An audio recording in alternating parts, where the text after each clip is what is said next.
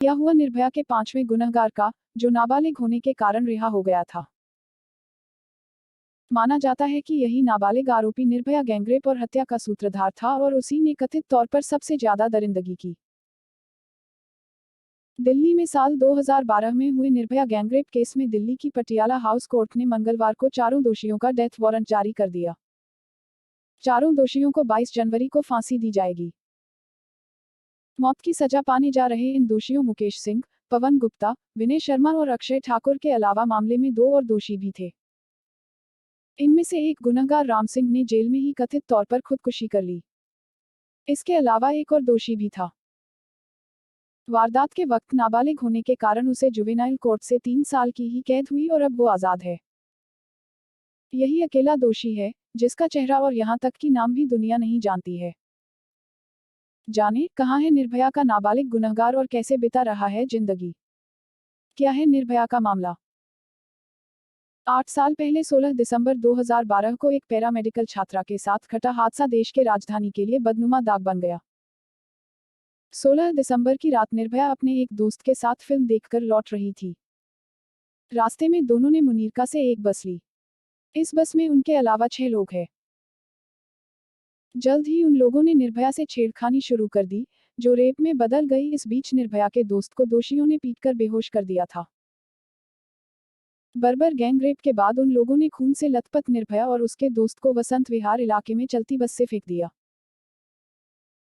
आंतों और पूरे शरीर में गंभीर इन्फेक्शन के बाद एयरलिफ्ट कर निर्भया को सिंगापुर के अस्पताल ले जाया गया, जहां 29 दिसंबर की देर रात उसने दम तोड़ दिया। नाबालिग ने ऐसे की दरिंदगी। इस बीच वारदात में शामिल 6 आरोपी गिरफ्त में आ चुके थे, जिनमें से एक ड्राइवर राम सिंह ने जेल में ही खुदकुशी कर ली। वहीं नाबालिग आरोपी को जुवेनाइल जस्टिस के तहत सजा हुई। बाल सुधार गृह में 3 साल बिताने के बाद 20 दिसंबर 2015 को उसे रिहाई मिल गई। 6 दोषियों के बयान के बाद ये माना जाता रहा है कि इसी नाबालिग ने निर्भया और उसके दोस्त को आवाज देकर अपनी बस में बुलाया था, जबकि वो एक स्कूल बस थी, न कि पब्लिक ट्रांसपोर्ट।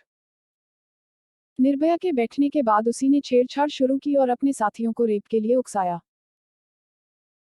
यही वो दोषी था, जिसने निर्भया के शरीर में लोहे की रॉड घुसाई, जिससे फैला इन्फेक्शन 26 साल की छात्रा की मौत की वजह बना। दोषी का लेखा जोखा। जानकारी के अनुसार दोषी उत्तर प्रदेश का रहने वाला है, जो 11 साल की उम्र में घर की तंग हालत की वजह से भाग निकला और दिल्ली आ गया। यहाँ फुटपाथों पर दिन गुजारने के दौरान उसकी मुलाकात बस ड्राइवर राम सिंह से हुई। तब से वो राम सिंह के लिए क्लीनर का काम करने लगा। हालांकि राम सिंह से उसे कुछ खास पैसे नहीं मिलते थे और लगभग 8,000 रुपए बकाया भी थे। 16 दिसंबर की रात उन्हीं पैसे के लिए वो राम सिंह के पास पहुंचा और वहीं से घटना की शुरुआत हुई। वारदात के वक्त उसकी उम्र 17 साल 6 महीने थी, यानी वयस्क होने में सिर्फ 6 महीने कम। कुक का काम करता है। इस दोषी के खिलाफ पूरे देश में इतना गुस्सा था कि सुरक्षा गृह में भी उसे गहन सुरक्षा में अलग रखा गया। हालांकि उस दौरान एक एनजीओ ने उसकी मानसिक सेहत ठीक रखने के लिए उसे कमरे में ही टीवी मुहैया करवाए। नाबालिग ने कड़ी निगरानी में रहते हुए सिलाई का काम सीखा।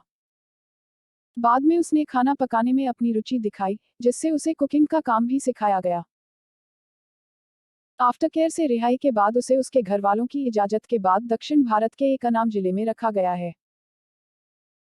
माना जाता है कि अब भी लोगों में उसके लिए काफी गुस्सा है, इसलिए उसे सुरक्षित रखने के लिए उसका नाम तक बदल दिया गया है।